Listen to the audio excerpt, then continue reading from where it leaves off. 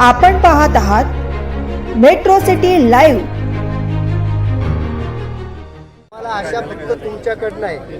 आम्ही कोणत्या मंत्र्याकडे वगैरे वसिला लावण्यासाठी आणि त्यांचे दरवाजे झिजून मागण्या मंजूर करणार नाही।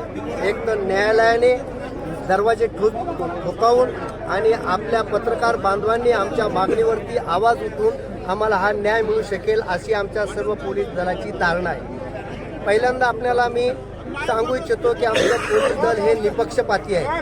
आम्ही कोणत्याही प्रकारचे आज हजारो लोकांचे मोठे मोठे लाखो लोकांचे आंदोलनं आम्ही शमवलेले आहे आणि आज आम्हाला सेवानिवृत्त बांधवांना आमच्या मागण्यासाठी त्याही हक्काच्या मागण्यासाठी आंदोलन करावं लागतं। ही खूप मोठी खेदाची बाब आहे। यांना आम्ही वेळोवेळी पत्रव्यवहार केला, त्यांनी सर्वांनी केराची टोपली दाखवली त्या पत्राला आणि शासन आपल्या दारी असा वल्गला करतात। पोलिसांना ज्याला कायदा कळतो त्यांना जर हे न्याय देणार तर जनतेला काय न्याय देणार आहे? निदान तुम्ही आम्हाला महाराष्ट्रातील 36 जिल्ह्यांच्या सदस्यांना मीटिंगसाठी बोलवायला पाहिजे। गृह खात्याने एवढंही करू नये का बदल्यामध्येच रस आहे? IPS लोकांच्या बदल्या करायच्या आणि जनतेची जिरवाजिरव करायची आणि आमच्या पोलीस बांधवांची पिळवणूक करायची, याच्यामध्ये यांना रस आहे का? कशाला गृह खातं पाहिजे? गृह खाते जर जनतेची चांगली सेवा करायची असेल आणि तमाम पोलिसांच्या हक्काकडे लक्ष द्यायचं असेल तर या आम्ही मुख्यमंत्र्यांना विनंती करणार आहे की याच्यासाठी स्वतंत्र गृहमंत्री तुम्ही द्यायला पाहिजे। आम्हाला 12 तासाचा साहेब कोणता GRच नाही, शासन निर्णय नाही। पहिल्यांदा शासन निर्णय महत्वाचा असतो। शासन निर्णयावरती संपूर्ण कोर्टाचे निकाल होतात। शासन निर्णय नाही तर मग आम्हाला 12 तास 16 तास नोकरी कशाला दिली जाते? तुम्ही फक्त आम्ही शिस्तीचं खातं आहे, आम्ही वरिष्ठांनी सांगलेला आदेश पाळायचा म्हणून आम्ही हे काम करत असतो।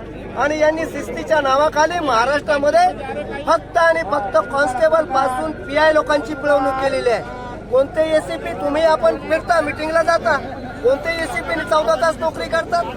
आमच्या महासंचालक मॅडम तरी 14 तास नोकरी करतात, कोणते CP 14 तास नोकरी करतात? आमचा बांधव हा प्रत्येक 12 तास 16 तास राबत असतो आणि अतिरिक्त कामामुळे त्याला हे वेगवेगळे आजार जडलेले असतात। यांची पेन्शन खायची, मुलाबाळाबरोबर फिरायची, बायकोबरोबर हाऊसमौज करायचे दिवस येतात आणि सेवानिवृत्त झाल्यानंतर यांची प्राणज्योत लवकर मालवली जाते। याला फक्त आणि फक्त सरकार कारणीभूत आहे। आम्ही आता सरकारला विचारणार आहे, तुम्ही आम्हाला 12 तासाचा GR दाखवा तर आमचे जे आज बांधव आहेत ना, बघा तिकडे बसलेले आहेत, या बांधव उन्हातानाचे कष्ट करतात ना, तुम्ही का 12 तास राबून घेता?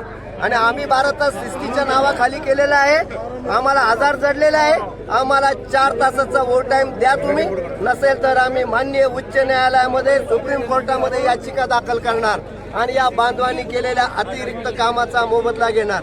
आम्ही यांच्याकडे भीक मागणार नाही, आम्ही कष्ट केलेले आहे। एकही मागणी आम्ही कोणती चुकीची घेणार नाही। आम्हाला आजार जडले, यांना सांगतोय आम्हाला सेवानिवृत्तीनंतर मेडिकल सुविधा द्या। अहो साधा कॉर्पोरेशनचा शिपाई आहे, तो रिटायर झाला तरी त्याला मेडिकलची सुविधा आहे आणि आम्ही 12 तास 24 तास राबतो, आम्हाला सुविधा नाही। दुसरं टोल माफी सारी कोणाला टोल माफी केलेली आहे यांनी। मंत्र्याच्या गाडीचा टोल घ्या तुम्ही, हे कुठून आले? हत्तीच्या कानामधून। आमचा पोलीस जर गेला तर तिथं त्याला अपमानित केलं जातं, अधिकारी मात्र मोकाट फिरतोय। अरे आम्हाला सेवानिवृत्तीनंतर तुम्हाला माहिती आहे मी नागपूर नोकरी केली तर नागपूरच्या न्यायालयामध्ये साक्षी कामी यावं लागतं, मग टोल भरत यायचं का प्रत्येक वेळेला आम्ही? तर हा टोल माफीचा जो निर्णय आहे तो आमच्या निदान पोलिसांसाठी जे मिलिटरीच्या सेना दलाला जसा माफ केलेला आहे तसं करावं यांनी। अशा बरेच मागण्या आहेत। आम्हाला पोलीस पाल्य, कार्यरत पोलीस आणि सेवानिवृत्त पोलीस, पोलिसाचा मुलगाच पोलीस होतो, पाण्याबामणाचा मुलगा होत नाही इथे, तो कष्ट करणार आहे ज्याच्यामध्ये तोच होत आहे। आमच्या पोलिसांची जास्तीत जास्त पोलीस भरती होण्यासाठी 15% दोघांनाही तुम्ही द्या। पहा बरं त्यांचं संपूर्ण आयुष्य व्यवस्थित होईल का? मी मरायला लागलो तर निदान पोलीस तरी भरती होईल, बायका पोरं तरी खुश राहतील ना तिथे। त्याचा एखादा जर माणूस दिवंगत झाला तर त्या कुटुंबाची काय परिस्थिती आहे? पुण्यामध्ये आमच्याकडे 3 लोक डायलिसिस वरती आहे, आठवड्यातून 2दा डायलिसिस करावं लागतं। म्हणजे या सरकारला जाग येणार कधी? आम्ही हक्काचं मागतोय, अशा भरपूर काही मागण्या आहेत। आम्ही आमच्या मागण्यांचं निवेदन आज त्याच्यासाठी तयार केलेलं आहे। याच्यामध्ये आम्हाला पहिल्यांदा मॅडम आम्ही तुम्हाला आजही सांगतो, आम्ही निपक्षपाती आहोत, कोणत्याही पक्षाच्या दावणीला बांधलेलो नाही आणि आम्ही जर सरळ ठरवलं ना कर्मचाऱ्यांनी यांचं प्रत्येक इलेक्शन सुद्धा हाणून पाडू शकतो। तुम्हा सर्वांना माहिती आहे कुणी बोलायला मागत नाही, आपल्या इलेक्शन आयोग पण बोलायला मागत नाही, पण भ्रष्टाचाराशिवाय कुणी निवडून येत नाही. त्यांनी पैसे वाटल्याशिवाय एकही माणसाला त्यांनी हे घ्यावी, शपथ घ्यावी की मी एकही रुपया वाटलेला नाही, कोणाला दिलेला नाही, तर त्यावरती निवडून आलेला आहे. आम्हाला यांच्या नाटकुटे दाबायचं माहिती. ही सर्व सैना आहे ना, प्रत्येक जिल्ह्यामध्ये ज्या ज्या ठिकाणी भ्रष्टाचार होतो, आता येतील कुठल्या स्थानिक स्वराज्याच्या निवडणुका येतील, त्याच्यामध्ये जर पैसे वाटप झालं तर आमचा संपूर्ण पोलीस जागृत ठेवून त्या इलेक्शनचे अधिकारी आमची व्हॅन जी असते पेट्रोलिंग व्हॅन यांना बोलून संबंधित भ्रष्टाचारी लोकांवरती कारवाई करणार.